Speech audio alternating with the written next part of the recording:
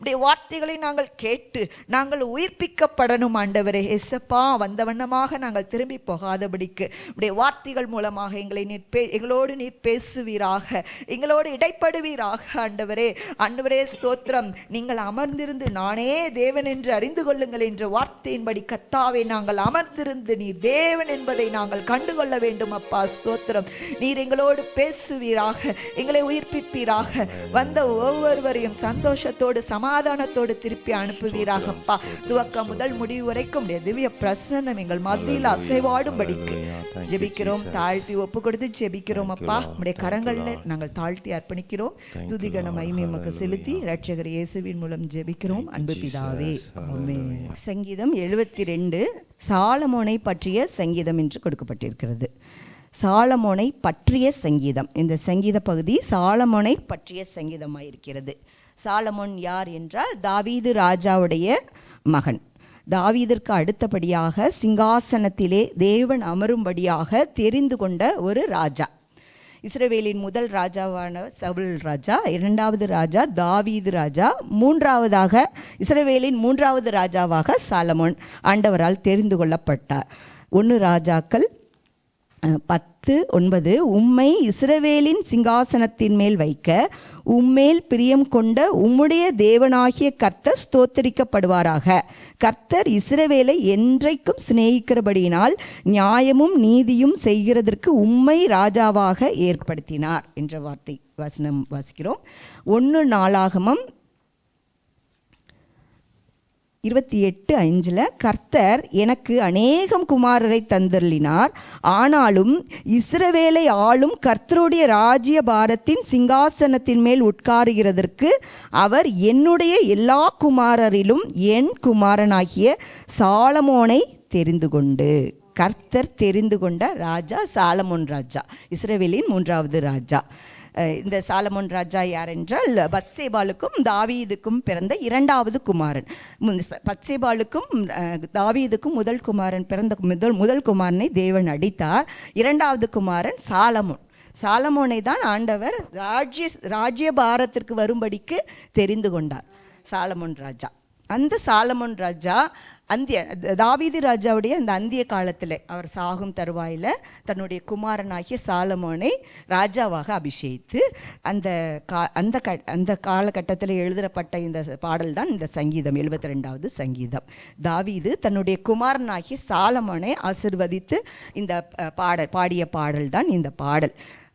இதில் முதலாவது தேவனை நோக்கி ஆண்டவர்கிட்ட ஜெபத்தை ஏறெடுக்கிறார். இப்பொழுது என் மகன் ஆண்டவரை சிறு பிள்ளையாயிருந்த 20வது வயதில் தாவீது சிறு வயதிலே ராஜாவாக அபிஷேகம் பண்ணும்போது அவருக்கு ஒரு சிறு பிள்ளையாயிருக்கிறார், ஒன்றும் தெரியாது.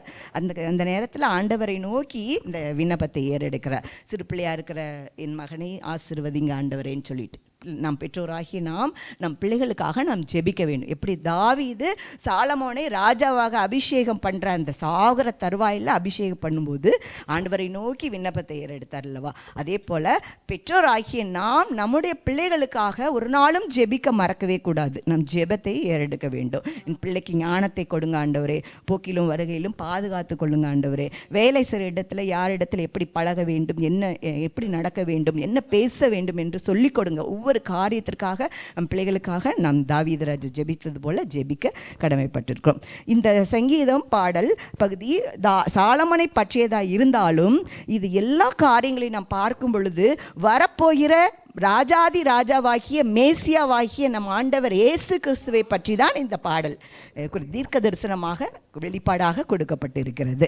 சாலமோனை காட்டிலும் பெரியவர் நம் தேவன், இயேசு ராஜா, வரப்போகிற தேவன், மகிமையின் ராஜா அவர்தான், நித்திய பிதா அவர்தான், ஏக சக்கராதிபதி அவர்தான். இஸ்ரவேல் தேசம் தேவனுடைய தேசம். இதை யார் ஆள வேண்டும் என்று தேவன் தான் தெரிந்தெடுக்கிறார்.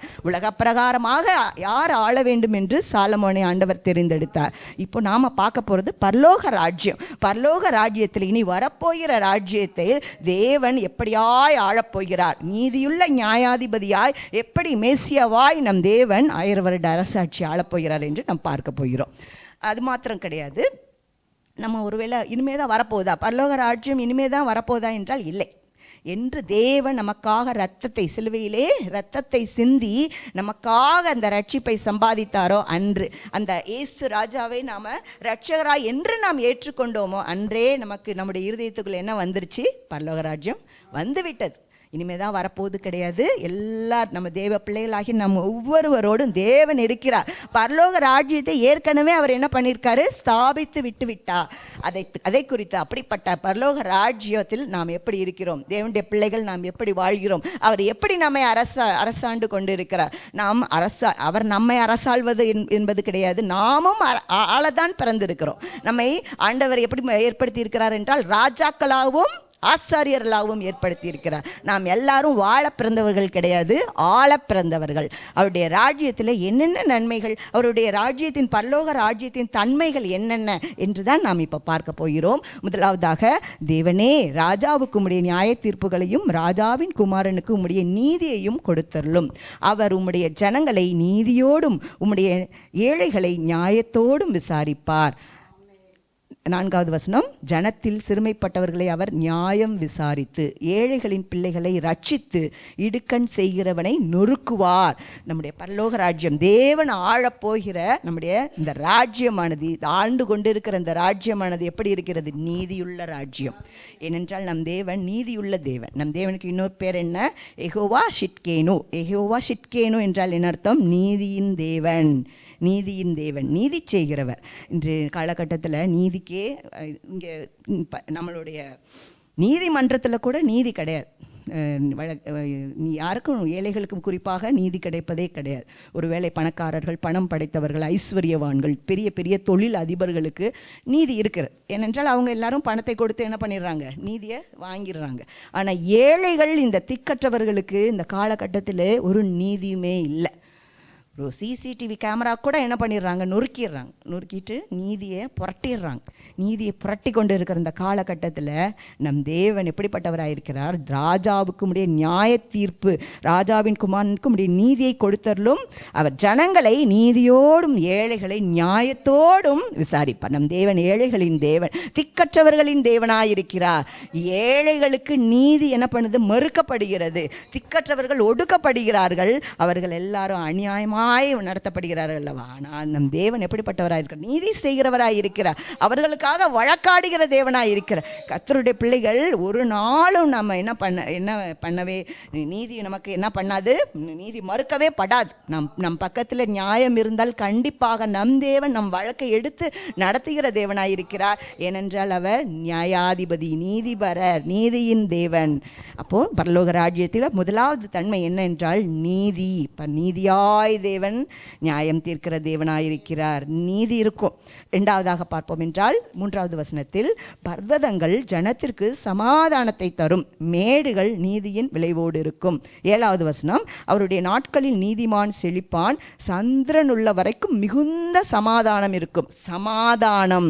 இரண்டாவது தன்மைகள் எப்படிப்பட்டது? இரண்டாவது தன்மை சமாதானம் இருக்கும்.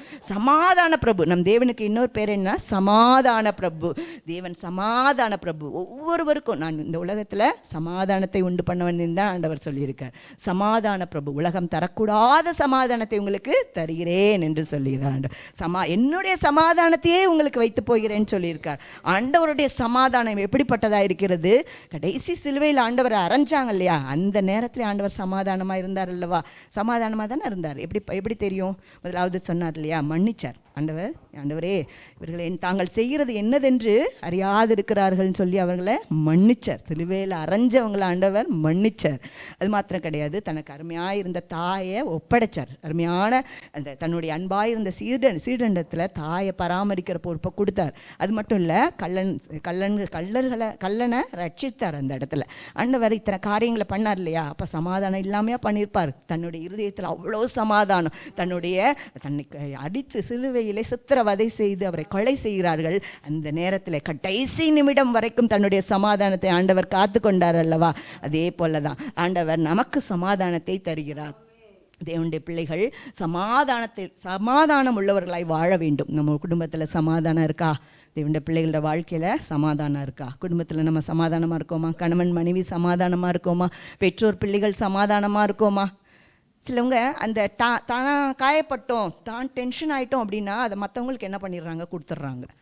கேட்டால் இந்த உடைந்து போன கண்ணாடி அடுத்தவங்களை குத்த தானே செய்யும் அப்படிங்கிறாங்க. நானே உடஞ்சி போன கண்ணாடி நான் என்ன பண்ணுவேன், அடுத்தவங்களை குத்துவேன் அப்படிங்கிறாங்க, நான் காயப்படுத்துவேன் அப்படிங்கிறாங்க.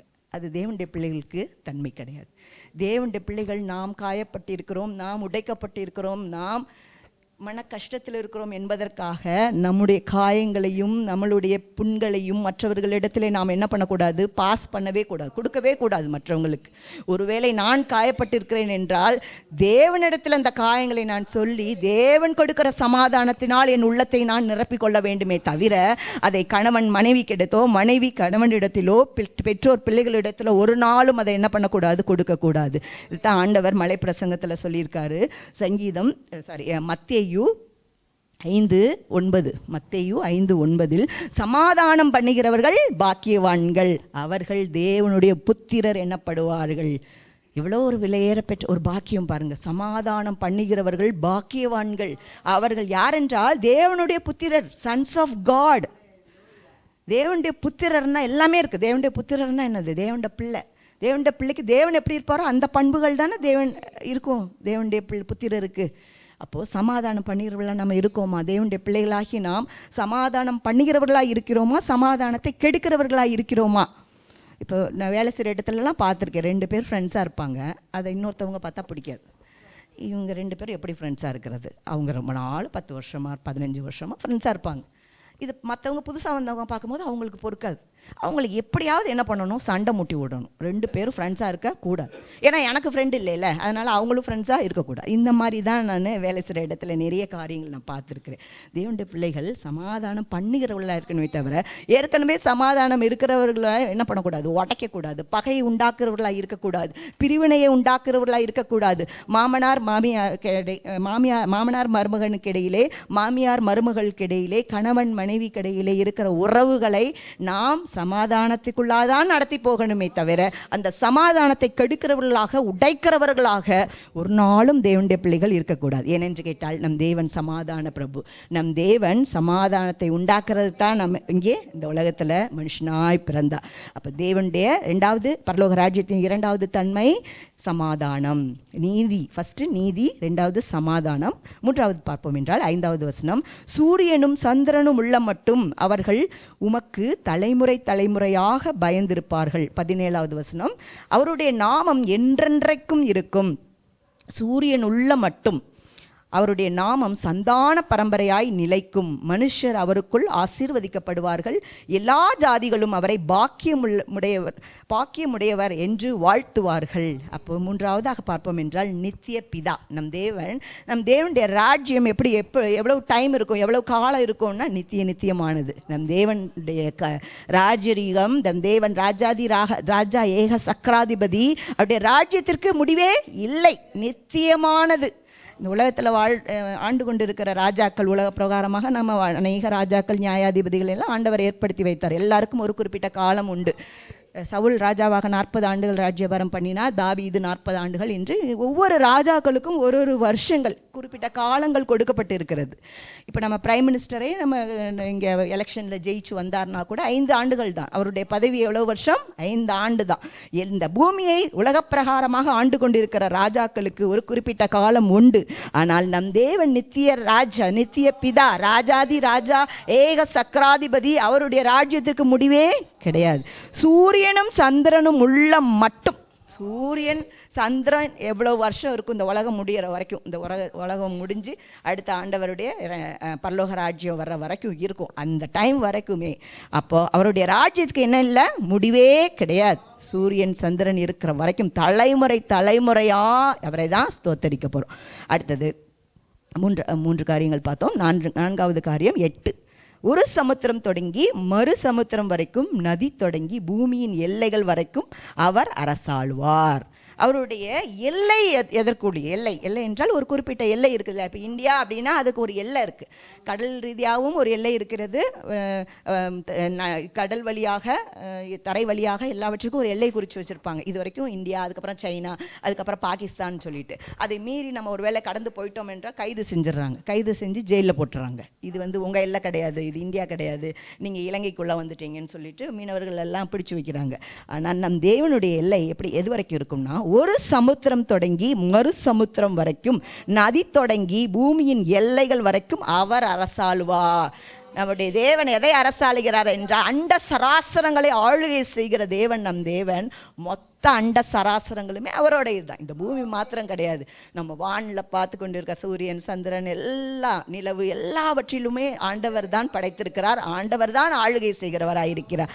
அவருக்கு ஒரு குறிப்பிட்ட அளவுக்கு லிமிட் கிடையாது. அவருடைய எல்லை அது ஒரு சமுத்திரம் தொடங்கி மறு சமுத்திரம் வரைக்கும் இருக்குது. அது 9வது வசனம் பார்ப்போம் என்றால், வனாந்தரத்தார் அவருக்கு முன்பாக குனிந்து வணங்குவார்கள், அவருடைய சத்துருக்கள் மண்ணை நக்குவார்கள். 10வது வசனம், தர்ஷீஸின் ராஜாக்களும் தீவுகளின் ராஜாக்களும் காணிக்கைகளை கொண்டு வருவார்கள். சேபாவிலும் உள்ள ராஜாக்கள் வெகுமானங்களை கொண்டு வருவார்கள். சகல ராஜாக்களும் அவரை பணிந்து கொள்வார்கள், சகல ஜாதிகளும் அவரை சேவிப்பார்கள். தேவனுடைய மகிமை எப்படிப்பட்டதாக இருக்கிறது என்றால், சகல ராஜாக்களும் அவரை பணிந்து கொள்வார்கள். ஆண்டவராய் இயேசு கிறிஸ்து இந்த உலகத்தில் பூமியில் பிறந்தப்போ கிழக்கிலிருந்து சாஸ்திரிகள் வந்தாங்க. கிழக்கிலிருந்து வந்தாங்க. சாஸ்திரிகள்னா நம்ம 3 பேர் தான் பிக்சர்லலாம் பார்க்குறோம் படத்தில். ஆனால் 3 பேர் வரலையாம். கூட்டமாக திரள் கூட்டமாக ஆயிரக்கணக்காக சாஸ்திரிகள் அவரை பொன், வெள்ளை போலம், உயர்ந்த பொருட்களை கொண்டு அவரை பணிந்து கொண்டார்கள். அப்படிப்பட்ட ராஜா தான் யார்? நம்ம தேவன். அப்போது பூமியில் இருக்கிற சகல ராஜாக்களும் அவருக்கு காணிக்கைகளை கொண்டு வருவார்கள், அவரை வணங்குவார்கள். அவருடைய சத்துருக்கள் மண்ணை நக்குவார்கள் என்றால் சத்துருக்களை எல்லாம் தேவன் அழித்து போடுவார். இந்த பூமியில் உலக பிரகாரமாக இஸ்ரவேல் ஜனங்களை ஆண்டவர் ஒவ்வொரு சத்துருக்களாக அழிச்சு தான் அவர்களை வனாந்தரத்தை வழிநடத்திட்டு வந்தார். எத்தனையோ சத்துருக்கள், மோவாபியர், பர்ஷியர், எமோசியர், எபூசியர், எத்தனையோ சத்துருக்களை ஆண்டவர் என்ன பண்ணியிருக்காரு? யுத்தத்தில் வீழ்த்தி இஸ்ரவேல் ஜனங்களுக்கு வெற்றியை கட்டளையிட்டு இருக்கிறார். நம் தேவன் வெற்றியை தந்து மகிமையாய் வெற்றி சிறக்கிற தேவனாயிருக்கிறார். அடுத்ததாக 12வது வசனத்தில், கூப்பிடுகிற எளியவனையும் உதவியற்ற சிறுமையானவனையும் அவர் விடுவிப்பார். 13வது வசனம், பலவீனனுக்கும் எளியவனுக்கும் அவர் இறங்கி எளியவர்களின் ஆத்துமாக்களை ரட்சிப்பார். அவர்கள் ஆத்துமாக்களை வஞ்சகத்துக்கும் கொடுமைக்கும் தப்புவிப்பார். அவர்களுடைய ரத்தம் அவருடைய பார்வைக்கு அருமையாயிருக்கும். அடுத்ததாக பார்ப்போம் என்றால், பாதுகாப்பு. தேவனுடைய ராஜ்யம் எப்படிப்பட்டதாக இருக்கிறதும் பாதுகாப்பை கொடுக்கிறதா இருக்கிறது. தேவன் நம்மை ரட்சிக்கிற தேவனாயிருக்கிறார், பாதுகாக்கிற தேவனாயிருக்கிறார். பகலிலே வெயிலாகிலும் இரவிலே நிலவாகிலும் உன்னை சேதப்படுத்துவது இல்லை. பொல்லாப்பு உனக்கு நேரிடாது, வாதை உன் கூடாரத்தை அணுகாது. உன் பக்கத்தில் 1000 பேரும் உன் வலது பக்கத்தில் 10,000 பேரும் விழுந்தாலும் அது உன்னை அணுகாது. தேவனுடைய பாதுகாப்பு எப்படிப்பட்டதா இருக்கு? பறந்து காக்கிற பட்சியான தேவன் நம் தேவன் நம்மை பாதுகாக்கிற தேவனாயிருக்கிறார். கூப்பிடுகிற எளியவனையும் உதவியற்ற சிறுமையானவனையும் அவர் விடுவிப்பார். விடுவிக்கிற தேவன்.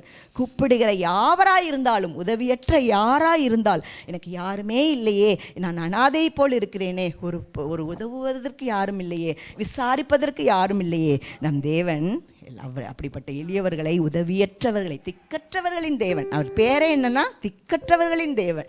எனக்கு யாரும் இல்லை நீங்க நினைக்கிறீங்களா? தேவன் உங்களோடு கூட இருக்கிறார். உங்கள் வலது கரத்தை பிரித்து பயப்படாதே, நான் உன்னோடு கூட இருக்கிறேன் என்று சொல்லி உங்களை தூக்கி விடுகிற தேவனாயிருக்கிறார். 15வது வசனம், அவர் பிழைத்திருப்பார், சேபாவின் பொன் அவருக்கு கொடுக்கப்படும், அவர் நிமித்தம் இடைவிடாமல் ஜெபம் பண்ணப்படும், என்னாலும் ஸ்தோத்தரிக்கப்படுவார். எத்தனையோ வியாதியின் கொடுமையில் நாம் கடந்து வந்திருக்கிறோம், பலவீன பாண்டமாக இருந்திருக்கோம். எத்தனை முறை நம்ம வாழ்க்கையில் நினச்சி பார்த்தோன்றா எவ்வளோ முறை ஒரு மரணத்திற்கு ஏதுவான வியாதியில் கடந்து போயிருக்கோம். கொரோனா டைம்லலாம் எத்தனை பேர் நம்ம மாண்டு போனாங்க. நமக்கு கொரோனா வந்தது, ஆனாலும் தேவன் நம்மளை உயிரோடு வைத்திருக்கிறார், ஜீவனோடு வைத்திருக்கிறார் அல்லவா. நம் தேவன் நம்மை பாதுகாக்கிற தேவன். ஏனென்றால் நம்முடைய ரத்தம் அவருக்கு அருமையான ரத்தமாயிருக்கிறது. காயின் தன்னுடைய சொந்த சகோதரன் ஆபேலை கொலை செஞ்ச ஆண்டவர் சொன்னார்ல, உன் சகோதரனாகிய ஆபேல் எங்கே, அவனுடைய ரத்தம் என்னை பூமியிலிருந்து கூப்பிடுதுன்னு சொன்னார். ஆண்டவர் ரத்த பலிகள் எல்லாம் கேட்கிற தேவனுக்கு நம்முடைய ரத்தம் அவருடைய பார்வையில் அருமையா இருக்குது. ஒரு நாள் நம்ம ரத்தம் சிந்துறதுக்கு ஆண்டவர் விடவே மாட்டார். ஏனென்றால் ஏற்கனவே அவருடைய ஒரு சொட்டு எல்லா ரத்தத்தையுமே நமக்காக அவர் கொடுத்து விட்டார். நம்ம இனிமே ரத்தம் சிந்தவே தேவையே இல்லை. அவ்வளவு பெரிய பாதுகாப்பு அவருடைய ஆளுகையில் இருக்கிறது. அடுத்ததாக 16வது வசனம், பூமியிலே மலைகளின் உச்சிகளில் ஒரு பிடி தானியம் விதைக்கப்பட்டிருக்கும், அதன் விளைவு லீபனோனை போல அசையும், பூமியின் புல்லை போல நகரத்தார் செழித்தோங்குவார்கள். ஒரு செழிப்பு. அடுத்ததாக தேவனுடைய ராஜ்யம் எப்படிப்பட்டதா இருக்கும்? செழிப்பு. பூமியிலே மலைகளின் உச்சியில் ஒரு பிடி தானியம் விதைக்கப்பட்டிருக்கும், அதன் விளைவு லீபனோனை போல அசையும். ஒரு பிடி தானியம் தான், அதுல இருந்து எவ்வளவு கொத்து கொத்து கொத்து கொத்தா தானியங்கள் விளைய பண்ணுகிற தேவனா இருக்கிறார். அவ்வளவு அறுவடை விளைச்சல் இல்லவா? இப்போ ஜனங்கள்லாம் பெருகிட்டாங்க, இவ்வளவு திரள் கூட்டமான ஜனங்கள். இவங்களுக்கெல்லாம் சாப்பாடு எங்கிருந்து வருது? இல்லை, யாரும் பட்டினியோட இருக்கிறது கிடையாது. எல்லாருக்கும் இந்த நம்ம மார்க்கெட்லாம் போய் பார்த்தோம்னா எவ்வளவு அழகழகா பழங்கள், எவ்வளவு அழகா காய்கறிகள் வைக்கப்பட்டிருக்கு. இதெல்லாம் பார்த்தா ஆண்டவர் எவ்வளவு செழிப்பை கட்டளையிட்டு இருக்கிறார். இதெல்லாம் எங்கிருந்து விளைவிச்சு கொண்டு வர்றாங்க? இதெல்லாம் எங்கிருந்து வருது? நாங்கள் சின்ன பிள்ளையா இருக்கும்போது கொஞ்சம் மழையே பெய்யல, ஒரு வருஷம் ஃபுல்லாகவே மழையே பெய்யல. எனக்கு இன்னும் ஞாபகம் இருக்கு. அந்த மழை பெய்யாத அந்த காலகட்டத்தில் கூட காய்கறிக்கு ஒரு குறைச்சலுமே இல்லை. மார்க்கெட்டில் போய் பார்த்தா அவ்வளவு அழகாக ஃப்ரெஷ்ஷாக பெருசு பெருசாக செழிப்பாக பழங்கள் காய்கறிகள் எல்லாம் நான் பார்த்துருக்கேன். அப்போது இந்த ஒரு ஆண்டு ஃபுல்லாகவே சரியாகவே மழை பெய்யலையே, இதெல்லாம் எங்கிருந்து வந்தது என்று பார்த்தால் இதை விளைய செய்கிறது தேவன் மாத்திரம். நிச்சயமாக தேவன் மாத்திரம்தான் இதை விளைய செய்கிற தேவனாக இருக்கிறார். அவ்வளோ ஒரு செழிப்பு நம்ம பார்த்தோம். அப்போது எத்தனை காரியங்கள் தேவனுடைய ராஜ்யத்தில் என்னென்ன நன்மைகளை தேவன் நமக்கு வைத்திருக்கிறார். அவர் நீதி வைத்திருக்கிறார். நீதி ஏனென்றால் அவர் நீதியுள்ள நியாயாதிபதி. நீதி உண்டு, சமாதானம் உண்டு, நித்தியமான அவருடைய ராஜ்யம் உண்டு. அவருடைய எல்லை அளவிடவே முடியாத அளவுக்கு எல்லை, அவருடைய மகிமை அளவிடவே முடியாதது. அது மாத்திரமல்ல, அவருடைய பாதுகாப்பு மற்றும் செழிப்பு, இந்த 6 காரியங்கள், 6 தன்மைகள் பரலோக ராஜ்யத்தின் நன்மைகளாய் இருக்கிறது. இதை நாம் ஒவ்வொருவரும் பெற்றுக்கொண்டு அனுபவிக்கிறவர்களாகத்தான் இருக்கிறோம். தேவனுடைய ராஜ்யம் இப்பொழுது நம்ம இருதயத்துக்குள்ளாய் வந்துவிட்டது. நாம் இதெல்லாம் இந்த 6 காரியங்களும் நம் வாழ்க்கையில் நாம் பெற்று அனுபவிக்கத்தான் நம்மை தேவன் தெரிந்து கொண்டிருக்கிறார். தேவன் நம்மை வைத்து இருக்கிறார். அதே போல இனிமேல் வரப்போகிற 1000 வருட அரசாட்சியிலும் இந்த காரியங்களை எல்லாம் நாம் பெற்று அனுபவிக்க முடியும். நிச்சயமாக தேவன் இந்த வார்த்தைகளை ஆசீர்வதித்து இதை விசுவாசிக்கிற உங்களையும் என்னையும் இப்படியே இதில் சொல்லப்பட்டிருக்கிற அத்தனை தன்மைகளையுமே நம்முடைய வாழ்க்கையில பெற்று அனுபவிக்கும்படி தேவன் உதவி செய்வார். கர்த்தர் தந்த இந்த வார்த்தைக்காக கர்த்தரை ஸ்தோத்திரிப்போமா. ஹல்லேலூயா. சோதரம் சோதரம் சோதரம் சோதரம். நன்றி. ஹல்லேலூயா. சங்கீதம் 72வது சங்கீதம் சாலமோனை பற்றிய சங்கீதம். சாலமோன் ராஜாவுக்காக மன்றாட்டு விண்ணப்பம் என கடைசி வசனம் அப்படித்தான் சொல்லுகிறது. தாவீதின் விண்ணப்பங்கள் முடிந்தது. தன்னுடைய மகனுக்காக விண்ணப்பம் பண்ணுகிறான். தன்னுடைய மகனாகிய சாலமோனுக்காக விண்ணப்பம் பண்ணுகிறான். எந்த பெற்றோரும் தான் பிள்ளை நல்லா இருக்கணும் அப்படின்னு தான் விண்ணப்பம் பண்ணுவாங்க. அது நம்ம ஏழையாக இருந்தாலும் சரி, பணக்காரனாக இருந்தாலும் சரி, தான் பிள்ளை நல்லா இருக்கணும்னு விண்ணப்பம் பண்ணுவாங்க. விண்ணப்பம் பண்ணதோட ஒரு காரியத்தை சாலமோன் தாவீது சொல்லுகிறார். 1 நாளாகமங்களின் புஸ்தகம் 28ஆம் அதிகாரம் 9ஆம் வசனத்தில், என் குமாரனாகிய சாலமோனே, நீ உன் பிதாவின் தேவனை அறிந்து அவரை உத்தம இருதயத்தோடும் உற்சாக மனதோடும் சேவி. கர்த்தர் எல்லா இருதயங்களையும் ஆராய்ந்து நினைவுகளின் தோற்றங்களை எல்லாம் அறிகிறார். நீ அவரை தேடினால் உனக்கு தென்படுவார். நீ அவரை தேடினால் உனக்கு அவர் தென்படுவார். நீ அவரை விட்டுவிட்டால் அவர் உன்னை என்றைக்கும் கைவிடுவார். பாருங்களேன், ஜெபம் பண்ணதோட மட்டுமல்ல, தான் மகனுக்கு அறிவுரை சொல்றான். நீ அந்த கர்த்தரை தேடுனா உனக்கு தென்படுவார். நீ தேடுனா உன் கூட தான் இருப்பார். தென்படுவார்னா என்ன? உன் கூட இருப்பார், உன் பக்கத்தில் இருப்பார், உன்னை விட்டு எங்கேயும் போக மாட்டார். ஆனால் நீ அவரை விட்டு விட்டா என்றைக்கும் கைவிட்டுருவார். பாருங்களேன், ஒரு தகப்பன் தான் பிள்ளைகிட்ட சொல்லி கொடுக்குற காரியம் நம்ம பிள்ளைங்களுக்கு இப்படி சொல்லி கொடுக்கணும். ஜெபம் பண்ணுவதோடு நம்ம இருப்பதோடு மட்டுமல்ல, நம்ம பிள்ளைங்களுக்கு நீ கர்த்தரை தேடணும். கர்த்தராய் இயேசு கிறிஸ்துவை தேடுவாயானால் அவர் என்னைக்கும் உன் கூடவே இருப்பார். ஹல்லேலூயா. கர்த்தர் நம்மோடு கூட இருக்கணும் அப்படின்னா நம்மை அவரை தேட வேண்டும். ஹல்லேலூயா. எல்லோரும் எழுமினர் தேவனை மகிமைப்படுத்துமா. நீர் என்னோடு இருக்கும்போது என்னாலும் வெற்றி வெற்றியே. எப்படி தாவீது ராஜா தான் மகனுக்கு சொல்லி கொடுத்தானோ, நீ அவரை தேடுனா உனக்கு தென்படுவார், நீ அவரை தேடுனா உனக்கு தென்படுவார், நீ அவரை தேடுனா அவர் உன் கூடவே இருப்பாரு, அவர் கைவிட மாட்டாரு, உன்னை விட்டு எங்கேயும் போக மாட்டாரு. அவர் உன் நினைவுகளின் தோற்றங்கள் எல்லாவற்றையும் அறிந்திருக்கிற தேவன் அவர். உன்னுடைய நினைவுகள் எல்லாவற்றையும் அறிந்திருக்கிற தேவன் அவர். அவரை தேடும் பொழுது நீ அவரை கண்டடைவாய். நீ அவரை தேடும் போது அவரை கண்டடைவார். அவர் உன்னை விட்டு தூரமாய் போக மாட்டார்.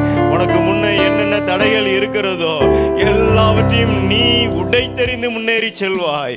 ஹல்லேலூயா. நீர் என்னோடு இருக்கும்போது என்னாலும் வெற்றி வெற்றியே. நீர் என்னோடு, எல்லாரும் அறிக்கைப்படி கரங்களை தட்டி பாடுவது, என்னாலும் வெற்றி வெற்றியே. தோல்வி எனக்கில்லையே, நான் தோற்றே போவதில்லையே. தோல்வி எனக்கில்லையே, நான் தோற்றே போவதில்லையே.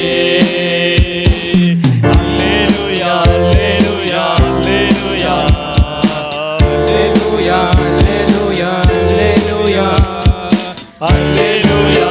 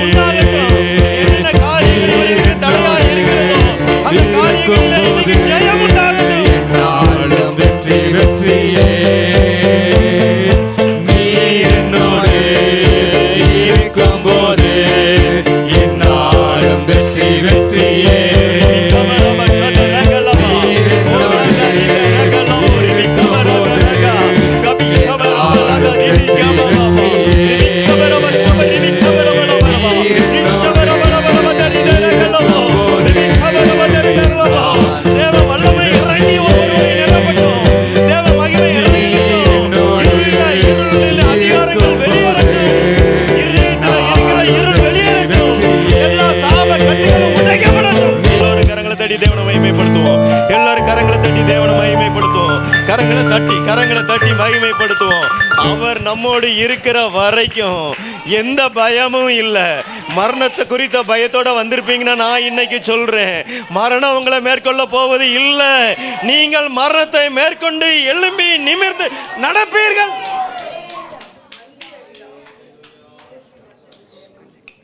ஏனென்றால் கிறிஸ்து எனக்கு ஜீவனாய் இருக்கிறார். கிறிஸ்துவின் ஜீவன் எனக்குள்ள இருக்கிறது. கிறிஸ்து என்னை கொண்டு என்ன செய்ய திட்டமைத்திருக்கிறாரோ அது என் வாழ்வில் நடக்கிற வரைக்கும் நான் மரணத்தை சந்திப்பது இல்லை. நான் தோற்று போவது இல்லை.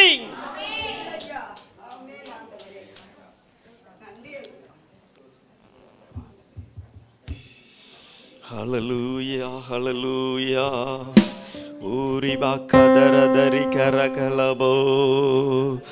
ஹல்லேலூயா, ஹல்லேலூயா. எல்லாரும் தேவனை ஸ்தோத்தரிப்போமா. வாயில திறந்து சத்தத்தை உயர்த்தி தேவனை ஸ்தோத்தரிப்போமா. ஹல்லேலூயா, ஹல்லேலூயா, ஹல்லேலூயா, ஹல்லேலூயா. தகப்பனே, தந்தையே, என்னை தலை நிமிரச் செய்தவர் நீர் ஆண்டவரே. என் கேடகம் நீரே, என் மகிமையும் நீரே. என் தலை நிமிரச் செய்தவர் நீர் அல்லவா. ஊரிபிக்க பரபலபோ. தகப்பனே, தந்தையே, செய்பவர் நீரே. தகப்பனே, தந்தையே, செய்பவர் நீரே. கேடகம் நீரே, மகிமையும் நீரே. செய்பவர் நீரே, கேடகம் நீரே, மகிமையும் நீரே. தலை நிமிர செய்பவர் நீரே, தலை நிமிர செய்பவர் நீரே, தலை நிமிர செய்பவர் நீரே, தலை நிமிர செய்பவர் நீரே, தலை நிமிர செய்பவர். தகப்பனே, தந்தையே, தலை நிமிர செய்பவர் நீரே. தகப்பனே, தந்தையே, தலை நிமிர செய்பவர் நீரே. ஹல்லேலூயா, ஹல்லேலூயா. அந்த தேவன் தான் என்னை தலை நிமிர்ந்து நடக்க பண்ணியிருக்கிறான். ஆனா சாத்தான் என்ன தலை குனிஞ்சு போக பண்ணுனா, என் தேவன் என்னை தலை நிமிர்ந்து நடக்க பண்ணினார். ஹல்லேலூயா. ஏனென்றால் அவர் எனக்கு கேடகமாயிருந்தார், என்னுடைய மகிமையாயிருந்தார். என்னை தலை நிமிர செய்து நடக்க பண்ணினார். இன்னைக்கு வந்திருக்கிறவங்க ஒவ்வொருவரையும் பார்த்து நான் சொல்றேன், நீங்க வெட்கப்பட்டு போன இடத்துல, நிந்தையும் அவமானத்தையும் சந்தித்த இடத்துல தேவன் உங்களை தலை நிமிர்ந்து நடக்க பண்ணுவார். அவர் தலை நிமிர்ந்து நடக்க பண்ணுவார். உங்களை நேர் வழியிலே நடத்தி செல்வார். சத்துரு வெட்கப்பட்டு போவார். சத்துரு வெட்கப்பட்டு போவார். தேவன் உங்கள் தலையை உயர்த்துவார். என் தலையை எண்ணெயால் அபிஷேகம் பண்ணுகிறீர். என் பாத்திரம் நிரம்பி வழிகிறது. என் தலையை எண்ணெயால் அபிஷேகம் பண்ணுகிறீர். அவர் அபிஷேகிக்கிறார். என் பாத்திரம் நிரம்பி வழிகிறது. என் சத்துருக்களுக்கு முன்பாக எனக்கு ஒரு பந்தியை அவர் ஆயத்தம் பண்ணி இருக்கிறார்.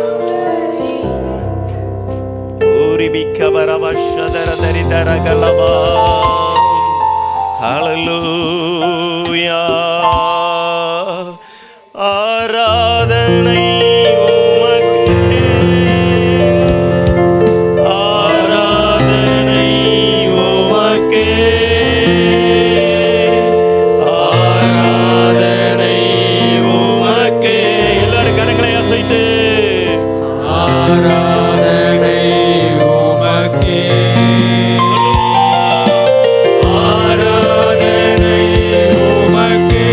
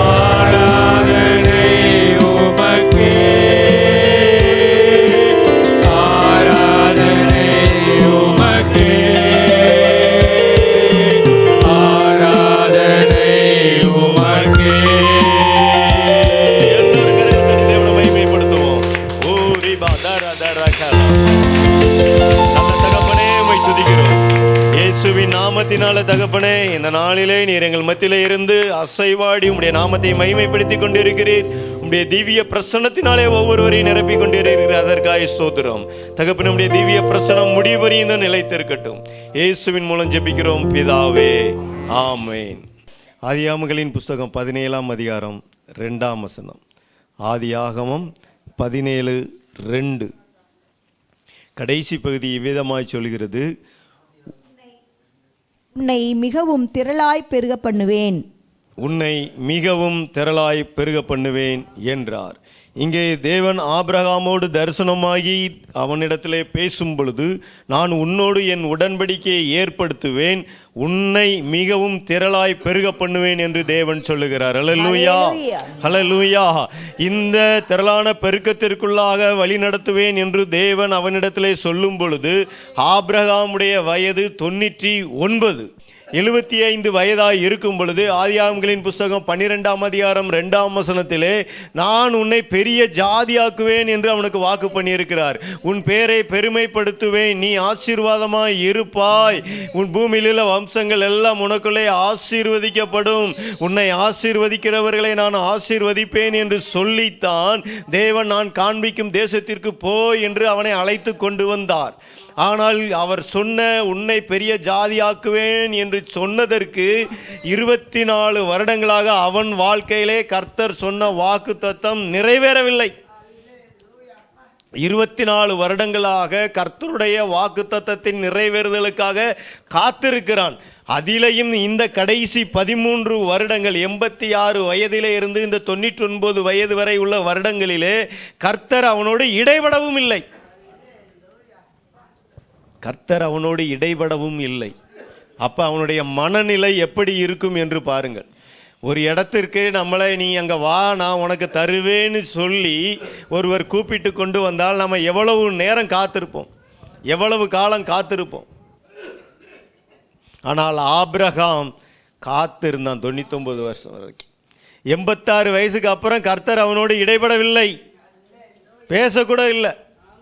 அப்ப அவன் மனசு, என்னடா கர்த்தர் இப்படி சொன்னாரே, உன்னை பெரிய ஜாதியாக்குவேன்னு சொன்னாரு, உன்னை ஆசீர்வதிப்பேன்னு சொன்னாரு, ஆசீர்வாதமா இருப்பான்னு சொன்னாரு, பூமியில் உள்ள வம்சங்கள் எல்லாம் உனக்குள்ள ஆசீர்வதிக்கப்படும் சொன்னாரு.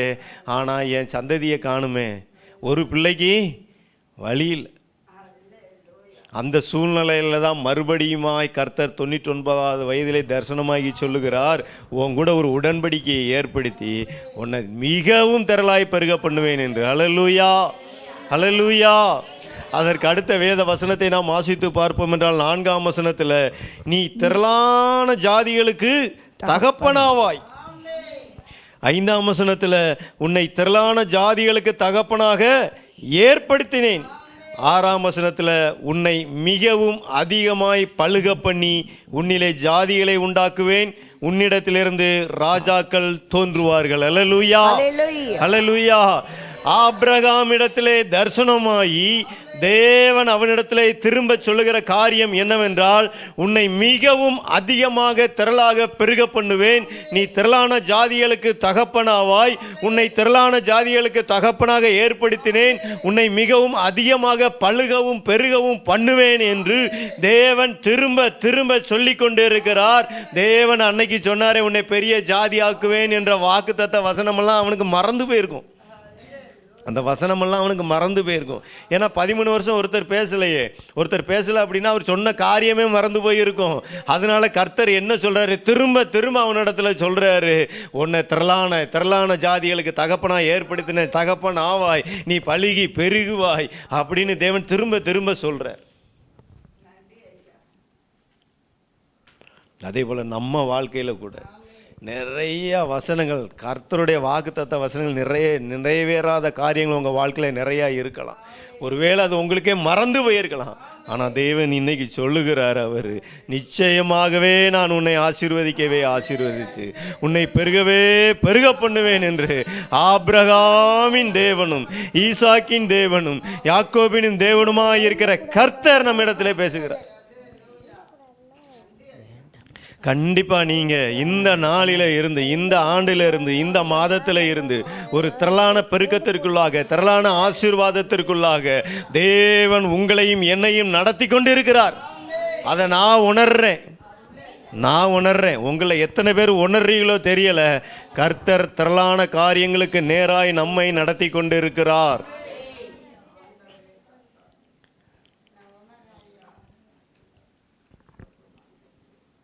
இப்பேற்பட்ட திரளான ஒரு பெருக்கம், திரளான ஆசீர்வாதம், திரளான காரியங்கள் ஆபிரகாம் பெற்றுக்கொள்வதற்கு என்ன காரணம், அவன் வாழ்க்கையில என்ன காணப்பட்டது அப்படின்னு பார்ப்போம் என்றால், நாம் ஒரு வசனத்தை வாசிக்கலாம். ஆதியாகமங்களின் புஸ்தகம் 22ஆம் அதிகாரம் 18ஆம் வசனம். ஆதியாகமம் 22ஆம் அதிகாரம் 18ஆம் வசனம். ஹல்லேலூயா. நீ என் சொல்லுக்கு கீழ்ப்படிந்தபடியினால் உன் சந்ததிக்குள் பூமியிலுள்ள சகல ஜாதிகளும் ஆசீர்வதிக்கப்படும். இந்த வேத பகுதி 22ஆம் அதிகாரத்தை முழுவதுமாய் பார்ப்போம் என்றால், அங்கே மகனை பலியிடுகிற காரியம் சொல்லப்பட்டிருக்கிறது. அங்கே போல 17ஆம் வசனத்தில், நான் உன்னை ஆசீர்வதிக்கவே ஆசீர்வதித்து உன் சந்ததியை வானத்து நட்சத்திரங்களைப் போலவும் கடற்கரை மணலைப் போலவும் பெருகவே பெருக பண்ணுவேன் என்றும், உன் சந்ததியார் தங்கள் சத்துருக்களின் வாசல்களை சுதந்தரித்துக் கொள்வார்கள் என்றும், நீ என் சொல்லுக்கு கீழ்ப்படிந்தபடியினால் உன் சந்ததிக்குள் பூமியில் உள்ள சகல ஜாதிகளும் ஆசீர்வதிக்கப்படும் என்றும் என் பேரில் ஆணையிட்டேன் என்று கர்த்தர் சொல்லுகிறார். அல்லேலூயா. அப்ப ஆபிரகாம் இப்பேற்பட்ட ஒரு ஆசீர்வாதத்திற்குள்ளாக, இப்பேற்பட்ட சந்ததி பெருக்கத்திற்குள்ளாக, கடற்கரை மணலத்தனையான சந்ததி, வானத்து நட்சத்திரங்களைப் போல சந்ததி. ஏனென்றால் அந்த வானத்தின் நட்சத்திரத்தை எண்ண முடியாது, கடற்கரை மணலை அளக்க முடியாது. அதே போல ஒரு சந்ததி இருக்கும்னு சொன்னதுக்கு காரணம், இன்னைக்கு அந்த சொல்லப்பட்ட வாக்குத்தத்தத்தின்படியே நீங்களும் நானும் ஆபிரகாமின் சந்ததியாய் இருக்கிறோம். ஆபிரகாமின் சந்ததியை இந்த நாளில யாராலும் எண்ணையும் முடியாது, அளக்கவும் முடியாதபடி தேவன் வைத்திருப்பதற்கு காரணம் என்னவென்றால், அந்த ஆபிரகாமினுடைய கீழ்ப்படிதல். ஆபிரகாம் என் சொல்லுக்கு கீழ்ப்படிந்தான். கர்த்தர் சொல்லுகிறார் அந்த இடத்துல, நீ ஆபிரகாம் இடத்துல பேசும்போது நீ என் சொல்லுக்கு கீழ்ப்படிந்தா என்று சொல்லுகிறார். ஆபிரகாம் இடத்துல கீழ்ப்படிதலின் சுபாவம் இருந்தது. கர்த்தருடைய வார்த்தைக்கு கீழ்ப்படிய. ஆதியாகமங்களின் புஸ்தகம் 12ஆம் அதிகாரத்தை நாம் எடுத்து பார்ப்போம் என்றால், ஆதியாகமங்களின் புஸ்தகம் 12ஆம் அதிகாரத்தில் தேவன் அவனோடு தரிசனமாகி பேசுகிறார். பேசின பொழுது வசனம் சொல்கிறது இவ்விதமாக, 4ஆம் வசனத்தில், கர்த்தர் ஆபிரகாமுக்கு சொன்னபடியே அவன் புறப்பட்டு போனான். கர்த்தர் ஆபிரகாமுக்கு சொன்னபடியே புறப்பட்டு போனான். 1ஆம் வசனம் சொல்கிறது, நீ உன் தேசத்தையும் உன் இனத்தையும் உன் தகப்பனுடைய வீட்டையும் விட்டு புறப்பட்டு நான் காண்பிக்கும் தேசத்திற்கு போ என்று சொன்னார். 4ஆம் வசனத்தில் சொன்னபடியே அவன் புறப்பட்டு போனான். கர்த்தர் சொன்னபடியே அவன் புறப்பட்டு போனான். ஏன் ஆபிரகாமின் சந்ததி என்று ஆண்டவராய் இயேசு கிறிஸ்துவை குறித்து சொல்லப்பட்டிருக்கிறது? ஆபிரகாமின் குமாரனாகிய இயேசு கிறிஸ்து என்று வேதத்தில் ஏன் பதிவு பண்ணப்பட்டிருக்கிறது என்றால், அவன் தேவனுடைய வார்த்தைக்கு கீழ்ப்படிந்தபடினாலே. காலம் தாழ்த்தி கீழ்ப்படியல, காலம் கடந்த பின்பு கீழ்ப்படியல. கர்த்தருடைய வார்த்தையை எப்பொழுது கேட்டானோ அப்பொழுதே அவன் கீழ்ப்படிந்தான். ஆதியாகமங்களின் புஸ்தகம் 17ஆம் அதிகாரம் 23ஆம் வசனத்திலே சொல்லப்பட்டிருக்கிறது. ஆதியாகமங்களின் புஸ்தகம் 17ஆம் அதிகாரம் 23ஆம் வசனத்திலே, அப்பொழுது ஆபிரகாம் தன் குமாரனாகிய இஸ்மவேலையும் தன் வீட்டிலே பிறந்த யாவரையும் தான் பணத்திற்கு கொண்ட அனைவருமாகிய தன் வீட்டிலுள்ள ஆண் பிள்ளைகள் எல்லாரையும் சேர்த்து தேவன் தனக்கு சொன்னபடி அவர்கள் நுனித்தோலின் மாம்சத்தை அந்நாளில் தானே விருத்த சேதனம் பண்ணினார். தேவன் தனக்கு சொன்னபடி அந்நாளிலே தானே. தேவன் தனக்கு சொன்னபடி அந்நாளிலே தானே. 22ஆம் வசனத்தை வாசிக்கும் பொழுது, தேவன் ஆபிரகாமோடு பேசி முடித்த பின்பு அவர் அவனை விட்டு எழுந்தருளி போனார். அப்பொழுது தேவன் அவனிடத்தில் பேசி முடித்து சென்ற உடனேயே அந்நாளிலேயே தானும் தன்னுடைய பிள்ளைகளும் இருக்கிற மாம்சத்தில் விருத்த சேதனம் பண்ணப்பட்டார்கள். மாம்சத்தின் கிரியைகளை அழித்தார்கள். தேவனுடைய வார்த்தையை கேட்கிற நீங்களும் நானும் மாம்சத்தின் கிரியைகளை உடனே அழிக்கணும், அப்பொழுதே அழிக்கணும்.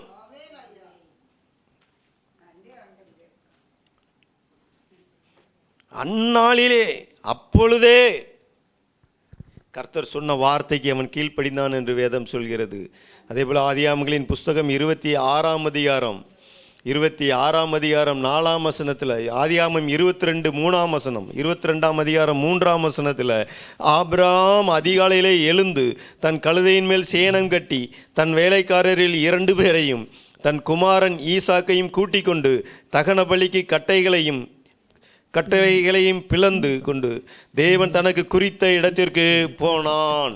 தேவன் தனக்கு குறித்த இடத்திற்கு போனான். அதிகாலமே எழுந்து, கர்த்தர் சொன்ன உடனே காலமே எழுந்துட்டான். எழுந்து போக வேண்டிய தேவன் தனக்கு குறித்த இடத்திற்கு புறப்பட்டு போனான்.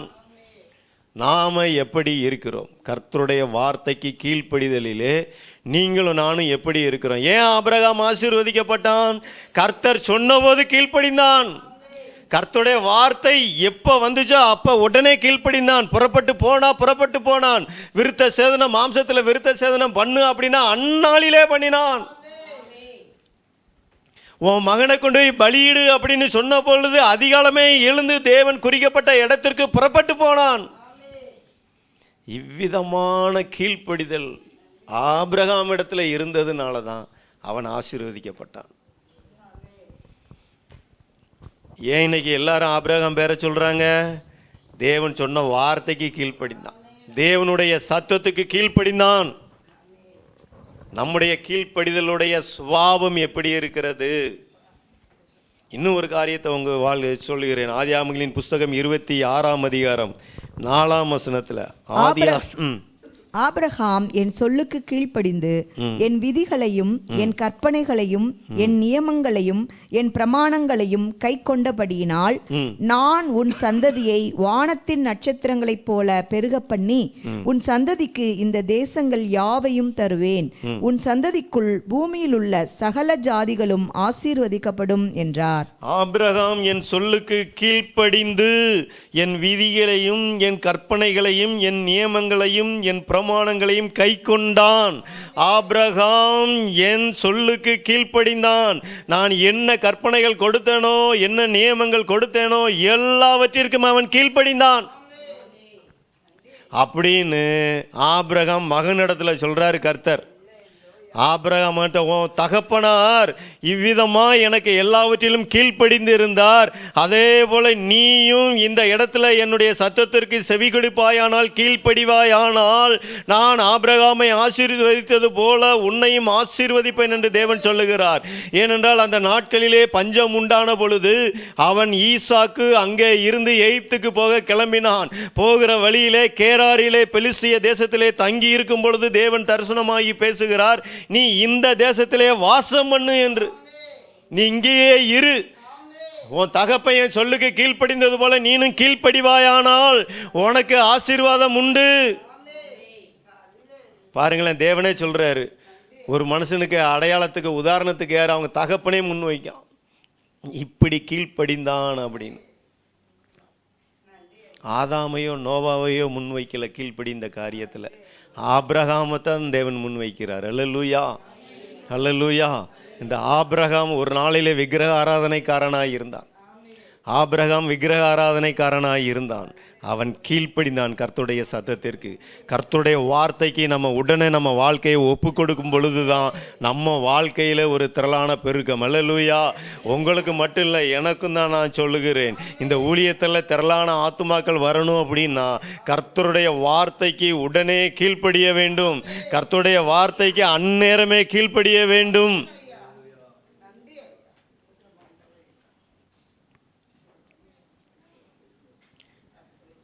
அப்ப கீழ்ப்படுகிறதுனால தான் ஒரு பெரிய ஆசீர்வாதம் உங்களுக்கு எனக்கும் இருக்கு. பெரிய ஆசீர்வாதம் இருக்குது. ஏன்னா ஈசாக்கு அந்த தேசத்துல, அந்த பெலிஸ்திய தேசத்துல கேரார்ல தங்கி நெடுநாள் தங்கி இருக்கையில் என்று சொல்லப்பட்டு இருக்கிறது. தங்கி இருக்கும் பொழுதுதான் 12ஆம் வசனம் சொல்கிறது, ஈசாக்கு அந்த தேசத்தில் விதை விதைத்தான், கர்த்தர் அவனை ஆசீர்வதித்ததினால் அந்த வருஷத்தில் 100 மடங்கு பலன் அடைந்தான். 100 மடங்கு பலன். கர்த்தர் சொன்னாரு, நீங்க இருன்னு சொன்னாரு, அவன் இருன்னு சொன்னதை கேட்டான், 100 மடங்கு பலன் அடைந்தான். அந்த தேசத்துல விதை விதைத்தான். பஞ்சகாலமா இருக்கலாம், ஆனா அவன் செய்ய வேண்டிய வேலையை செஞ்சான். செய்ய வேண்டிய வேலையை செஞ்சான். போய் நிலத்தை போய் உழுதான், பண்படுத்தினான், பயிரிட்டான். கர்த்தர் அவனை ஆசீர்வதித்தார். தேவனுடைய பிள்ளைகளாக இருக்கிற நீங்களும் நானும் ஆசீர்வாதம் வேணும், கர்த்தர் என்ன ஆசீர்வதிக்கணும், நான் பெருகணும் அப்படின்னு செய்யும் பொழுது நான் செய்ய வேண்டிய வேலையை செய்யணும். கர்த்தருடைய வார்த்தைக்கு கீழ்ப்படிவதோடு கூட நாம் செய்ய வேண்டிய காரியத்தையும் செய்ய வேண்டும். ஈசாக்கு அந்த நாளிலே செய்தான், விதை விதைத்தானாம். கர்த்தர் ஆசீர்வதித்தனால 100 மடங்கு பலன். ஒரு மூட்டை நெல் போட்டவனுக்கு 101 மூட்டையை தேவன் கொடுத்தார். ஒரு மூட்டை போட்டவனுக்கு 100 மூட்டை கொடுக்கல, 101 மூட்டையை கொடுத்தார். அல்லேலூயா. ஏன்னா ஒரு மூடையை போட்டா தான் 100 மூடை அவன் லாபமா எடுக்க முடியும். அதை 101 மூடை கிடைக்கணும், கிடைச்சா தான் 100 மூடை லாபம். அதே போலதான் தேவன் இந்த ஆண்டு உண்மையாகவே நீங்க கர்த்தருக்கு கீழ்ப்படிந்து அவருடைய சத்தத்தை கேட்டு உங்கள் வேலைகளிலே உங்கள் தொழில்களிலே நீங்கள் செய்வீர்கள் என்றால் 100 மடங்கு பலன் உண்டு. உங்க வேலைகளில் வருமானங்கள் ஆசீர்வதிக்கப்படும், உங்க தொழிலில் உங்க வருமானம் ஆசீர்வதிக்கப்படும். கர்த்தருடைய வார்த்தைக்கு, கர்த்தருடைய சொல்லுக்கு கீழ்ப்படிய வேண்டும். தேவனுடைய பிள்ளைகள் கீழ்ப்படிய வேண்டும். 13ஆம் வசனத்தை வாசிக்கும் பொழுது அவன் ஐஸ்வர்யவனாகி வர வர விருத்தியடைந்து மகா பெரியவனாயிட்டான்.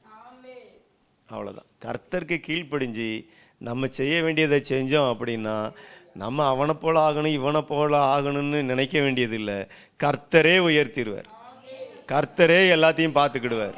ஏன்னா நம்ம யாருடைய சத்தத்தை கேட்டு கீழ்ப்படுகிறோம்? கர்த்தருடைய சத்தத்தை கேட்டு கீழ்ப்படுகிறோம். அல்லேலூயா. கர்த்தருடைய சத்தத்தை கேட்டு கீழ்ப்படுகிற ஒவ்வொருவருடைய வாழ்க்கையிலையும் அவங்க இருக்கிற மாதிரி இருக்க மாட்டாங்க, இருக்கிற மாதிரி இருக்க மாட்டாங்க. இன்னைக்கு இருக்கிற மாதிரி நாளைக்கு இருக்க மாட்டாங்க. இந்த மாதம் இருக்கிற மாதிரி அடுத்த மாதம் இருக்க மாட்டாங்க. இந்த வருடம் இருக்கிற மாதிரி அடுத்த வருடம் இருக்க மாட்டாங்க. தேவன் அவர்களை உயர்த்தி கொண்டே இருப்பார். கர்த்தருடைய ஆசீர்வதிக்கும் கரம் அந்த குடும்பத்தின் மேல இருக்கும், அந்த தனிப்பட்ட நபர் மேல இருக்கும், அவருடைய வேலையில இருக்கும், அவருடைய தொழில இருக்கும். அதனால ஆபிரகாம் என் சொல்லுக்கு கீழ்ப்படிந்தபடுவது போல, ஈசாக்கும் கர்த்தர் அங்கே இருன்னு சொன்ன போல இருந்தது போல, அவன் சும்மா இருக்காம அவன் வேலையை ஆரம்பிச்சது போல நாமும் செயல்படணும். நாமளும் செயல்படணும். திரளான பேருக்கும் வேணும், நம்ம சபைக்கு ஆத்துமா வேணும் அப்படின்னா நாம எல்லாரும் செயல்படணும். நான் மாத்திரம் செயல்படுறதுல இல்லை, நீங்க எல்லாரும் செயல்படணும். ஒரு மனம் உண்டாகணும். சபையில் இருக்கிற மக்கள் ஒவ்வொருவருக்குள்ள ஒருமனப்பட்டு நின்னா தான் சபைக்கு ஆசீர்வாதம். சபைக்கு ஆசீர்வாதம் என்பது உங்க ஆசீர்வாதத்தையும் குறிக்கும், என்னுடைய ஆசீர்வாதத்தையும் குறிக்கும். அப்ப நம்ம ஒருமனப்பட்டு நிக்கணும். கர்த்தருடைய வார்த்தையை கேட்டு அதன்படி கீழ்ப்படிய வேண்டும். அல்லேலூயா. அப்பதான் வர வர ஆசீர்வாதம், வர வர விருத்தி. ஒரே நாள்ல எல்லாம் வந்துராது, ஒரே நாள்ல எல்லாம் வந்துராது. அல்லேலூயா. அப்ப கர்த்தருடைய வார்த்தைக்கு அவன் கீழ்ப்படினான். இன்னொரு பகுதியை வாசிக்கும் பொழுது லூக்கா எழுதின சுவிசேஷம் 5ஆம் அதிகாரம் 4ஆம் வசனம் 5ஆம் வசனம் 6ஆம் வசனத்திலே இவ்விதமாய் சொல்கிறது. லூக்கா எழுதின சுவிசேஷம் 5ஆம் அதிகாரம் 4, 5, 6. அவர் போதகம் பண்ணி முடித்த பின்பு சீமோனை நோக்கி, ஆழத்திலே தள்ளி கொண்டு போய் மீன் பிடிக்கும்படி உங்கள் வலைகளை போடுங்கள் என்றார். அதற்கு சீமோன், ஐயரே, முழுவதும் நாங்கள் பிரயாசப்பட்டும் ஒன்றும் அகப்படவில்லை, ஆகிலும் உம்முடைய வார்த்தையின்படியே வலையை போடுகிறேன் என்றான். அந்தபடியே அவர்கள் செய்து தங்கள் வலை கிழிந்து போகத்தக்கதாக மிகுதியான மீன்களை பிடித்தார்கள். மிகுதியான மீன்களை பிடித்தார்கள். எப்பொழுது? உம்முடைய வார்த்தையின்படியே வலையை போடுகிறேன், உம்முடைய வார்த்தையின்படியே வலையை போடுகிறேன். ஐயரே, முழுவதும் நாங்கள் பிரயாசப்பட்டு ஒன்றும் ஆகப்படலை. கடந்த நாள் முழுவதும் நாங்கள் பிரயாசப்பட்டு ஒன்றும் கிடைக்கல. முழுவதும் நான் பிரயாசப்படுறேன், என்னுடைய முயற்சியில நான் மீன் பிடிக்க பார்க்க ஒன்றும் நடக்கல. ஆனா உங்க வார்த்தையின்படியே என் வலையை வீசுகிறேன், உங்க வார்த்தையின்படியே நான் வலையை போடுகிறேன். 4ஆம் வசனத்துல சீமோனை நோக்கி ஆழத்திலே தள்ளி கொண்டு போய் மீன் பிடிக்கும்படி உங்கள் வலைகளை போடுங்கள். ஆழத்தில் கொண்டு போய் போடப்பா. முழுவதும் பிரயாசப்படுறோம். மீன் பிடிக்கிறது காலத்தில் தான், நைட் நேரத்தில் தான் மீன் பிடிப்பாங்க. ஆனால் கர்த்தர் இயேசு கிறிஸ்து சொல்லுகிறாரு, பகல்ல நீ ஆழத்தில் போய் வலைய போடு அப்படிங்கிறார். இரவு நேரம் முழுவதும் தங்களுடைய பிரயாசத்தினாலே அவர்கள் முயற்சித்து பார்த்து ஒன்றும் அகப்படாமல் சோர்ந்து போய் இருந்தவர்களுக்கு கர்த்தருடைய வார்த்தை வருகிறது, நீ ஆழத்துல தள்ளி கொண்டு போய் வலைய போடு அப்படின்னு சொன்ன பொழுது அவன் சொன்னபடியே அவர்கள் போட்டார்கள். மிகுதியான மீன்களை பிடித்தார்கள். எண்ண முடியாத அளவுக்கு, வலை கிழிந்து போகிற தக்க அளவுக்கு, 2 படவுகள் நிரம்பத்தக்க அளவுக்கு. இதுதான் கர்த்தருடைய வார்த்தைக்கு கீழ்ப்படிந்து வாழ்கிறவருடைய வாழ்க்கையில உள்ள ஆசீர்வாதம். கர்த்தருடைய வார்த்தைக்கு நான் கீழ்ப்படிவேன் என்று நம்ம ஒப்பு கொடுக்கணும். கர்த்தருடைய வார்த்தைக்கு, கர்த்தருடைய சத்தத்துக்கு, வேத வசனங்களுக்கு என்னுடைய வாழ்க்கை கீழ்ப்படிய வேண்டும் என்று நான் நினைக்கணும். ஹல்லேலூயா, ஹல்லேலூயா.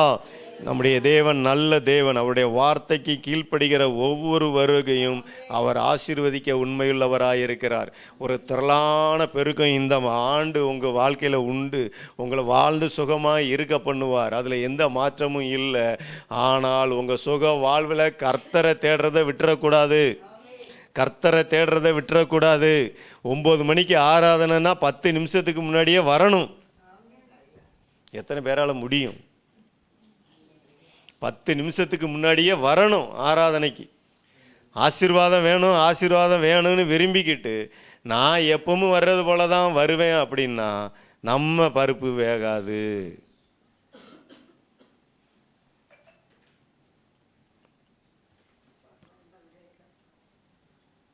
கர்த்தர் நம்மை ஆசீர்வதிக்க வேண்டும் என்று விரும்புகிற ஒவ்வொருவரும் கர்த்தருடைய வார்த்தைக்கு கீழ்ப்படியணும். அதாவது நம்ம பாடுகளோட வேதனைகளோட வாழ்ந்து பழகி போயிருச்சு. அதனால என்ன இதையும் தள்ளிட்டு போயிடலாம் அப்படின்னு நம்ம விரும்பிக்கிட்டு நம்ம இஷ்டத்துக்கு ஓடிக்கிட்டு இருக்கோம். ஆனால் நம்ம முழுவதுமாக கர்த்தருடைய வார்த்தைக்கு, வேத வசனங்களுக்கு நம்ம ஒப்பு கொடுப்போம் என்றால் நம்ம இப்போ இருப்பது போல இருக்க போவது கிடையாது. ஹல்லேலூயா, ஹல்லேலூயா, ஹல்லேலூயா. 8 மணிக்கு ஆண்டவர் என்ன மேலே இருக்கணும்னு சொல்லியிருக்காரு அப்படின்னா நான் 7:50க்காவது மேலே இருக்கணும். 9 மணிக்கு ஆராதனை அப்படின்னு சொல்லியிருக்காருன்னா 8:50க்காவது நீங்கள் உள்ளே இருக்கணும். ஏன்னா இங்கே 8:30க்கெலாம் இங்கே ஸ்தோத்திரம் போட ஆரம்பிச்சிடுறோம். நீங்கள் எல்லாம் ஸ்தோத்திரம் பண்ணிக்கிட்டே இருக்கலாம். ஹல்லேலூயா. தேவ பிரசன்னத்தில் இருக்க நம்ம வாஞ்சிக்கணும். தேவனுடைய சபையில் உட்கார்ந்துருக்க வாஞ்சிக்கணும். கர்த்தருடைய வார்த்தையை கேட்க நம்ம வாஞ்சிக்கணும். அந்த கீழ்ப்படிதலின் ஆவி, அந்த சுபாவம் நமக்குள்ளே வரும் பொழுது தான் தேவனுடைய ஆசீர்வாதம் வரும். அப்படித்தான் வேதம் சொல்லுது. ஆபிரகாம் கீழ்ப்படிந்தபடியினாலே, ஈசாக்கு கீழ்ப்படிந்தபடியினாலே, பேதுரு கீழ்ப்படிந்தபடியினால, வார்த்தைக்கு கீழ்ப்படிந்தபடியினால எல்லாம் திரளான மீன்களை பிடிச்சாங்க. வர வர விருத்தி அடைந்தான், மகா பெரியவன் ஆனானாம். மற்றவர்கள் பொறாமைப்படுகிற அளவிற்கு தேவன் உங்களையும் என்னையும் இந்த ஆண்டு உயர்த்த போகிறார். அதுல எந்த மாற்றமும் இல்லை. ஆனால் நாம் அவருடைய வார்த்தைக்கு கீழ்ப்படிய வேண்டும். உபாகமங்களின் புஸ்தகம் 11ஆம் அதிகாரம் 27ஆம் வசனம் இவ்விதமாய் சொல்கிறது, கர்த்தரின் கற்பனைகளுக்கு கீழ்ப்படிந்தால ஆசீர்வாதம். உபாகமம் 11:27. நான் உங்களுக்கு கற்பிக்கிற உங்கள் தேவனாகிய கர்த்தரின் கற்பனைகளுக்கு கீழ்ப்படிந்தீர்களானால் ஆசீர்வாதமும் உங்கள் தேவனாகிய கர்த்தரின் கற்பனைகள் போதும். இன்று நான் உங்களுக்கு கற்பிக்கிற உன் தேவனாகிய கர்த்தரின் கற்பனைகளுக்கு கீழ்ப்படிந்தீர்களானால் ஆசீர்வாதம் உண்டாகும். ஆசீர்வாதம் வேணும்னு நம்ம விரும்புகிறோம். ஆனால் அதுக்கு என்ன செய்யணும் அப்படின்னா கர்த்தருடைய வார்த்தைக்கு கீழ்ப்படியணும். தினந்தோறும் வேலைக்கு போகணும். காலையில் எந்திரிச்சு வேலைக்கு போகணும். நேரத்தோடு எந்திரிக்கணும். பைபிள் வாசிக்கணும். ஜெபம் பண்ணணும். ஒரு படிக்கிற பிள்ளைங்களை தவிர மற்ற யாரும் வீட்டில் இருக்கக்கூடாது. பலவீனமாக இருக்கிறவங்களை தவிர மற்ற யாரும் வீட்டில் இருக்கக்கூடாது. வேலைக்கு போயிடணும். உங்கள் ஆசீர்வாதம் நீங்கள் வேலைக்கு போனால் தான் இருக்குது. வீட்டில் இருந்துக்கிட்டு இருந்தால் ஆசீர்வாதம் வராது. அதனால தேவனுடைய பிள்ளைகள் காலையில் எந்திரிச்சோம், பைபிள் வாசித்தோம், ஜெபம் பண்ணோம், சாப்பிட்டோம் அப்படின்னு சொல்லி கிளம்பிடணும். அதே போல் நம்மகிட்ட என்ன இருக்குதோ அதை சாப்பிட்டுட்டு கிளம்பணும். நம்மகிட்ட என்ன இருக்குதோ அதை உடுத்திக்கிட்டு கிளம்பிடணும். ஆமாம், கந்தை ஆனாலும் கசக்கிக்க கூழானாலும் குளித்து விட்டு குடி, கந்தை ஆனாலும் கசக்கி கட்டு அப்படின்னா நம்மகிட்ட என்ன இருக்குதோ அதை குளிச்சுட்டு சாப்பிடணும். குளிச்சுட்டு சாப்பிடணும். அப்படியே எந்திரிச்சோம், பல்லு விளக்கணுமோ விளக்கலையோ அப்படியே சாப்பிட்டோம், அப்படியே போனோம் அப்படின்னு இருக்கக்கூடாது. அதனால் நம்ம கூழானாலும் குளித்து குடி, கந்தையானாலும் கசகி கட்டு, நல்லா குளிக்கணும், நல்லா துணியை துவைச்சி நல்லா உடுத்தணும். அப்படியே அழுக்கோட இது பண்ணிக்கிட்டு இருக்கக்கூடாது, பிறகு ஆசீர்வாதம் வராது. நீங்கள் அழுக்கோட இருந்து பாருங்க, குளிக்காமல் இருந்து பாருங்க, ஒன்றும் நடக்காது. உங்களுக்கு தான் எரிச்சல் வரும், ஏண்டா அந்த உலகத்தில் வாழ்கிறோம்னு இருக்கும். குளிக்காமல் நீங்கள் அப்படியே வீட்டில் கிடந்து பாருங்க, உங்களுக்கே எரிச்சல் வரும். அதனால தேவனுடைய பிள்ளைகளாக இருக்கிற நீங்களும் நானும் தினந்தோறும் வேதம் வாசித்து செபிப்பதோடு மட்டுமல்ல, தினந்தோறும் குளிக்கணும், தினந்தோறும் துவைச்ச துணியை போடணும், அழுக்க போடக்கூடாது. ஹல்லேலூயா. அப்பதான் நமக்கு ஆசீர்வாதம். தேவன் நம்மை ஆசீர்வதிக்க விரும்புகிறார். அவருடைய கற்பனைகளுக்கு நம்ம கீழ்ப்படிந்தால் நமக்கு ஆசீர்வாதம். ஆபிரகாம் எப்படி கீழ்ப்படிந்தானோ அதே போல நாமும் கீழ்ப்படிய வேண்டும். ஈசாக்கு எப்படி கர்த்தருடைய வார்த்தைக்கு கீழ்ப்படிந்தானோ அதே போல நாம கீழ்ப்படிய வேண்டும். லூக்கா 5:9 சொல்லப்பட்டபடி, அந்த பகுதியிலே சொல்லப்பட்டபடி பேதுரு எப்படி கீழ்ப்படிந்தானோ அதே போல நம்ம கீழ்ப்படியும் பொழுது, லூக்கா 5:9 வாசிங்க. அவர்கள் திரளான மீன்களை பிடித்தது நிமித்தம் அவனுக்கும் அவனோடு கூட இருந்த யாவருக்கும் பிரமிப்புண்டானபடினால் அப்படி சொன்னான். எல்லாருக்கும் பிரமிப்பு உண்டாயிரும். நமக்கு திரளான ஆத்மாக்கள் வந்துருச்சு அப்படின்னாலே எல்லாருக்கும் பிரமிப்பு உண்டாயிரும். உங்களுக்கு திரளான ஆசீர்வாதம் வந்துருச்சுனாலே, எனக்கா இந்த ஆசீர்வாதம், எனக்கா இப்படி கிருபை அப்படின்னு நீங்க சொல்ல ஆரம்பிச்சிருவீங்க. அல்லேலூயா. அப்போ கர்த்தருடைய வசனத்துக்கு நம்ம கீழ்ப்படியணும், கர்த்தருடைய சத்தத்துக்கு கீழ்ப்படியணும். நீங்களும் உங்கள் சந்ததிகளும் வாழ்ந்திருப்பீர்கள், ஆசீர்வதிக்கப்பட்டவர்களாய் இருப்பீர்கள். அல்லேலூயா. சுற்றி இருக்கிற மக்கள், பார்க்கிற மக்களுக்கு பிரமிப்பு உண்டாகும். சிலர் பொறாமைப்படுவார்கள் உங்கள் மேலே. மற்றவர்கள் பொறாமைப்படத்தக்கதாய் நம்மை ஆசீர்வதித்து உயர்த்துகிற தேவன். அல்லேலூயா. நம்ம சபையிலும் திரளான ஆத்துமாக்களை கொடுத்து மற்றவர்கள் பொறாமைப்படும்படியாய், ஒரு கூட்ட மக்கள் பிரமிப்படையும்படியாய், பிரமிக்கத்தக்கதாய் தேவன் இந்த ஆண்டு செய்ய போகிறார். அல்லேலூயா. அதை நோக்கி நாங்கள் தீவிரமாய் செயல்பட்டு கொண்டு இருக்கிறோம். அல்லேலூயா. ஆமா, கர்த்தர் விதமான கிரியைகளை நம்ம மத்தியிலே செய்வாராக. அப்படியே கண்களை மூடி ஜெபிப்போம். ஹல்லேலூயா, ஹல்லேலூயா, ஹல்லேலூயா, ஹல்லேலூயா, ஹல்லேலூயா, ஹல்லேலூயா. நல்ல தகப்பனை உம்மை துதிக்கிறோம். இயேசுவின் நாமத்தினாலே உன்னை திரளாக பெருக பண்ணுவேன் என்று சொன்ன தேவன், இந்த நாளிலே நீர் எங்களோடு பேசினீரே, அதற்காய் சோத்திரம். உம்முடைய வார்த்தைகளுக்காய் சோத்திரம் அப்பா. உம்முடைய கிருபைகளுக்காய் சோத்திரம். உம்முடைய மகிமைக்காய் ஸ்தோத்திரம் ஆண்டவரே. தகப்பனே, ஆபிரகாமும் சொல்லுக்கு கீழ்ப்படிந்தபடியினாலே தகப்பனே அவனை திரளான ஜாதிகளுக்கு ஆண்டவரே அவனை தகப்பனா ஏற்படுத்தினீரே, அதற்காய் ஸ்தோத்திரம் ஆண்டவரே. அப்பா, ஈசாக்கு உம்முடைய சத்தத்துக்கு கீழ்ப்படிந்தபடியினாலே ஆண்டவரே அவன் வர வர விருத்தி அடைந்த மகா பெரியவனானான் என்று பார்த்தோம். பேதுரு உம்முடைய வார்த்தை கீழ்ப்படிந்தபடினாலே ஆழத்தில் வலையை போட்டு திரளான மீன்களை பிடித்தான் என்று பார்த்தோம். நாங்களும் அதே போல இந்த நாளில் ஒப்புக் கொடுக்கிறோம் ஆண்டவரே. உம்முடைய வார்த்தைக்கு நாங்கள் கீழ்ப்படிவோம் என்று ஒப்புக் கொடுக்கிறோம். ஒவ்வொருவரும் சொல்லுங்க, உம்முடைய வார்த்தைக்கு நாங்கள் கீழ்ப்படிவோம் ஆண்டவரே. உம்முடைய சத்தத்துக்கு செவி கொடுத்து நாங்கள் கீழ்ப்படிவோம். உம்மிடத்துல மாத்திரம்தான் ஆண்டவரே ஆசீர்வாதம் இருக்குது. உம்மிடத்துல மாத்திரம்தான் ஆசீர்வாதம் இருக்குது. உம்முடைய சத்தத்துக்கு கீழ்ப்படியும் பொழுது தகப்பனே உம்முடைய ஆசீர்வாதம் எங்க சரசு மேல வரும், எங்க சந்ததி மேல வருமே. அப்பா, எங்களுக்கு கீழ்ப்படிதலின் சுபாவத்தை கொடுங்க. உம்முடைய வேத வசனத்துக்கு கீழ்ப்படியணும். மற்றவர்கள் சொன்னாங்க, அவங்க சொன்னாங்க, இவங்க சொன்னாங்கிறத காட்டிலும் வேத வசனத்திற்கு நாங்கள் கீழ்ப்படுகிற, நாங்க படிக்கிற வேத வசனத்திற்கு, நாங்க கேட்கிற வேத வசனத்திற்கு அந்நாளிலே கீழ்ப்படிய எங்களுக்கு கிருபைகளை தாங்க ஆண்டவரே. கிருபைகளை தருவீராக, கிருபைகளை தருவீராக. வந்த ஒவ்வொருவரையும் இயேசுவின் நாமத்தினாலே ஆசீர்வதித்து செபிக்கிறேன் ஆண்டவரே. இவருடைய வாழ்க்கையில கீழ்ப்படிதலின் சுபாவம் உண்டாகட்டும். ஆபிரகாமின் ஆசீர்வாதங்களும் உண்டாகட்டும். இவருடைய குடும்பம் வாழ்ந்திருக்கட்டும் ஆண்டவரே. இவருடைய கையின் பிரயாசங்கள் எல்லாம் ஆசீர்வதிக்கப்படட்டும். குடும்ப சமாதானம் பெருகட்டும் ஆண்டவரே.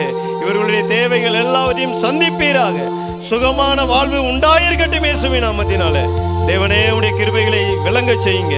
பலவீனமாய் வந்திருக்கிற மக்களுக்காய் செபிக்கிறோம். உம்முடைய வார்த்தையின் மூலமாய் பலப்படுத்தினீரே, அதற்காய் சோதரம். காண்டாமிருகத்துக்கு ஒத்த பலனை கொடுப்பீராக. உன்னதத்தின் பலத்தினாலே நிரப்புவீராக. எல்லாரும் வாழ்ந்து இருக்கட்டும், சுகமாய் இருக்கட்டும். உம்முடைய நாமம் மகிமைப்படட்டும். சாயங்காலம் நடைபெற போகிற சண்டே கிளாஸ் ஆராதனைக்காக செபிக்கிறோம். 4 மணிக்கு பிள்ளைகள் வர உதவி செய்யுங்க அப்பா. திரளான பிள்ளைங்களை கொண்டு வாங்க அப்பா. ஒரு பெரிய அறுவடை இந்த எல்லையிலே வைத்திருக்கிறீரே, அந்த பிள்ளைகள் உம்மை அறிந்து கொள்ளத்தக்கதாய் ஆவியானவரே உம்முடைய கிரியைகளை நீர் உண்டாக்குவீராக. உடைய கிரியைகள் உண்டாகட்டும் தகப்பனே. இந்த நாளில் வந்த ஒவ்வொருவரையும் மீண்டுமாய் ஆசீர்வதித்து செபிக்கிறேன். உடைய நாமம் மகிமைப்படட்டும். இயேசுவின் மூலம் ஜெபிக்கிறோம் பிதாவே, ஆமென். நம்முடைய கர்த்தராகிய இயேசு கிறிஸ்துவினுடைய கிருபையும் பிதாவாகிய தேவனுடைய அன்பும் பரிசுத்த ஆவியானவருடைய அந்யோன்ய ஐக்கியமும் நம் அனைவரோடும் கூட சகல பரிசுத்தவான்களோடும் கூட இன்றும் என்றும் நீடித்து நிலைத்திருப்பதாக. ஆமென். என் ஆத்துமாவே கர்த்தரை ஸ்தோத்திரி, என் முழு உள்ளமே அவர் பரிசுத்த நாமத்தை ஸ்தோத்திரி. என் ஆத்துமாவே கர்த்தரை ஸ்தோத்திரி, என் முழு உள்ளமே அவர் பரிசுத்த நாமத்தை ஸ்தோத்திரி. அவர் செய்த சகல உபகாரங்களையும் மறவாதே. அவர் செய்த சகல உபகாரங்களையும் மறவாதே. அல்லேலூயா, அல்லேலூயா, அல்லேலூயா. கர்த்தர் நம்மை நினைத்திருக்கிறார். அவர் ஆசீர்வதிப்பார். ஒருவருக்கொரு வாழ்த்துக்களை தெரிவித்துக் கொள்ளுங்கள்.